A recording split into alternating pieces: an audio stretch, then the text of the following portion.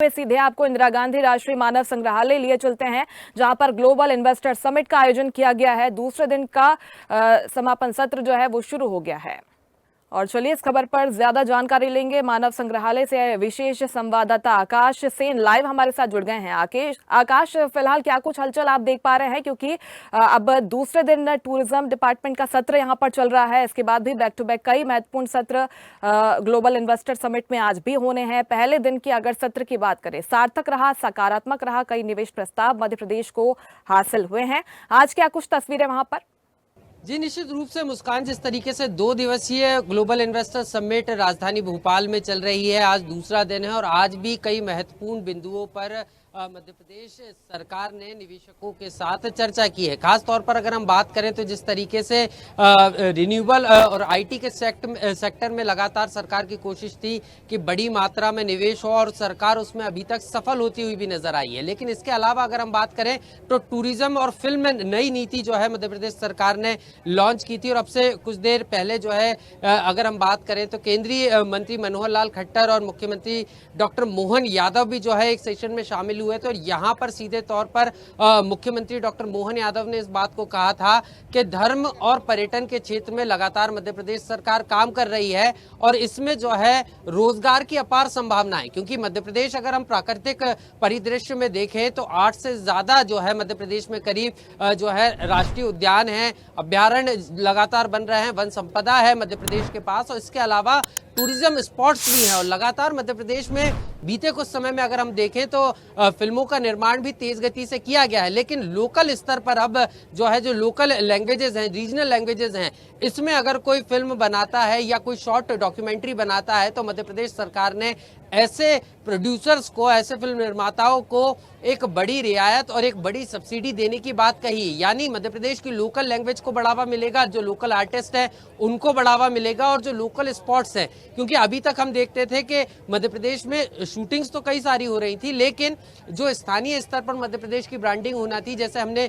कई फिल्मों में देखा कि मध्य प्रदेश का जो शिवपुरी का चंदेरी का इलाका है, यहाँ पर कई फिल्मों की शूटिंग हो चुकी है। तो ऐसे ही मध्य प्रदेश में जो पर्यटन की अपार संभावना है उसको लेकर कई महत्वपूर्ण एमओयूज आज साइन होंगे, क्योंकि केंद्रीय गृह मंत्री और सहकारिता मंत्री अमित शाह भी जो है आज एक सेशन में, जब इस ग्लोबल इन्वेस्टर समिट का समापन होगा उस सेशन में शामिल होंगे, तो वहां पर भी कई महत्वपूर्ण चीजें होंगी। खासतौर पर अगर हम बात करें तो अभी जो है पर्यटन को लेकर जो है सेशन चल रहा है और इसमें भी कई सारे प्रस्ताव, क्योंकि सरकार ने पीपीपी मॉडल पे ना सिर्फ होटल बनाने की स्कीम रखी है बल्कि जो हमारे टूरिज्म स्पॉट्स हैं इनको बेहतर तरीके से विकास किया जाए, जहां पर रोपवे की जरूरत है वहां पर रोपवे लगे। तो ये तमाम चीजें, मतलब अब सरकार ड्यूअल तरीके से जो है यहाँ पर निवेश के साथ साथ प्राकृतिक संपदा जो है उसको संरक्षित भी करना चाहती है। और यही कारण है कि वन विभाग की तरफ से भी सीडीआर फंड के जरिए जो है एक जो बंजर भूमि है उसका जो है उपयोग भी जो है निवेशक कर लें और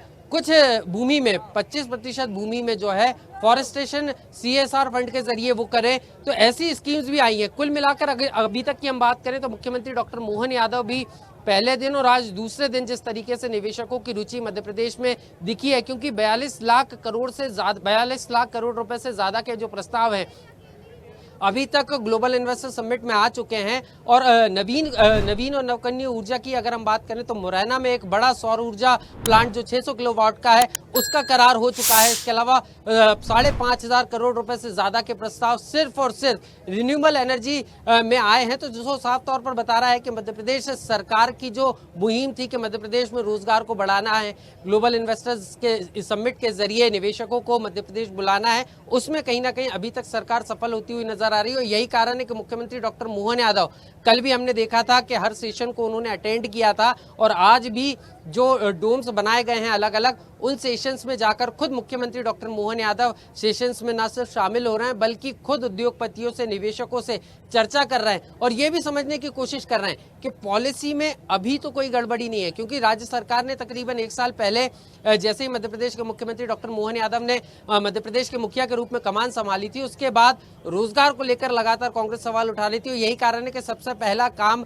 मुख्यमंत्री ने मध्य प्रदेश के युवाओं को रोजगार दिलाने के लिए नई स्कीम्स बनाने के निर्देश अधिकारियों को को दिए थे और उसको अमली जामा पहलाते हुए अब ये ग्लोबल इन्वेस्टर समिट का आयोजन और आज दूसरा दिन और आज विभिन्न सेशंस में सरकार को उम्मीद है कि ये जो प्रस्ताव है, जो एमओयूज है, मध्य प्रदेश में करीब करीब 60,000 करोड़ के प्रस्ताव जो है सरकार इन इन्वेस्टर समिट के जरिए विभिन्न सेक्टर में ला सकती है और इससे आने वाले समय में मध्य प्रदेश में जो रोजगार सृजन है वो लोकल स्तर पर बढ़ सकता है। जी बिल्कुल यही कोशिश है मध्य प्रदेश सरकार की। जो मध्य प्रदेश के युवा हैं उन्हें रोजगार के लिए आगे भटकना ना पड़े, रोजगार उन्हें मांगने की जरूरत ना पड़े, वो खुद रोजगार देने लायक हो जाएं, इसी के लिए तमाम प्रयास किए जा रहे हैं। आप देखिए जो सेशंस भी हो रहे हैं, एमएसएमई को लेकर सेशंस यहाँ पर हो रहे हैं। जो छोटे उद्योग हैं मध्य प्रदेश को, उनको बढ़ावा देने के लिए तमाम प्रयास सरकार की तरफ से किए जा रहे हैं और वो खुश भी नजर आए हैं कि पॉलिसीज इतनी अच्छी है मध्य प्रदेश सरकार की कि हमें यहाँ पर बिजनेस करना, इन्वेस्ट करना काफी आसान हो गया है।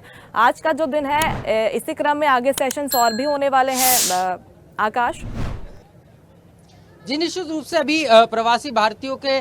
जो सेशन था उसमें भी मुख्यमंत्री डॉक्टर मोहन यादव शामिल हुए थे। साफ तौर पर वहां पे अगर हम बात करें तो जो तमाम एनआरआईज हैं जो विदेश में हैं और लगातार वहां से काम कर रहे हैं, कई बड़ी कंपनियों के लिए जो है वो काम कर रहे हैं और कई बड़ी कंपनियां चला भी रहे हैं, ऐसे निवेशकों से भी मध्य प्रदेश के मुख्यमंत्री डॉक्टर मोहन यादव ने संवाद किया और साफ तौर पर उन्होंने इस बात को कहा है कि यहाँ पर मध्य प्रदेश में जो है वो चाहे तो निवेश कर सकते हैं और वो निवेश करेंगे क्योंकि वो भारत के लिए एक माइलस्टोन है, क्योंकि उन्होंने विदेश में जाकर इन तमाम चीज़ों को एस्टेब्लिश किया और अब वो भारत भूमि को और मध्य प्रदेश की भूमि पर एक बेहतर रोजगार सृजन करके विकास, मध्य प्रदेश और देश के विकास में महत्वपूर्ण भूमिका निभा सकते हैं। यही कारण है उनसे भी मुख्यमंत्री डॉक्टर मोहन यादव ने न सिर्फ मुलाकात की बल्कि उनसे संवाद भी किया, उनसे इस बात को भी जाना कि वो किस सेक्टर में संवाद करना चाहते हैं या कोई सुझाव देना चाहते हैं कि सरकार किस तरीके से काम करे कि मध्य प्रदेश का विकास बेहतर तरीके से हो सकता है। तो एनआरआईओ के साथ भी जो है मध्य प्रदेश के मुख्यमंत्री डॉक्टर मोहन यादव ने जो है संवाद किया, उनके सेशन में शामिल हुए। जी बिल्कुल, जो पहले दिन का सत्र है बेहद सकारात्मक साबित हुआ है मध्य प्रदेश के लिए। आज भी यही संभावना का जो दूसरे दिन के सत्र होंगे, सेशंस होंगे, उद्योगपति यहाँ पर शामिल रहने वाले हैं, अलग अलग सत्र यहाँ पर आयोजित होंगे और मध्य प्रदेश के औद्योगिक विकास को एक नई गति इस दूसरे दिन से भी मिलने जा रही है। बहुत शुक्रिया तमाम जानकारी पहुंचाने के लिए आकाश। लेटेस्ट खबरों के लिए लाइक, फॉलो और यूट्यूब पर सब्सक्राइब करें, बेल आइकन दबाएं, साथ ही विजिट करें swedishlive.com पर।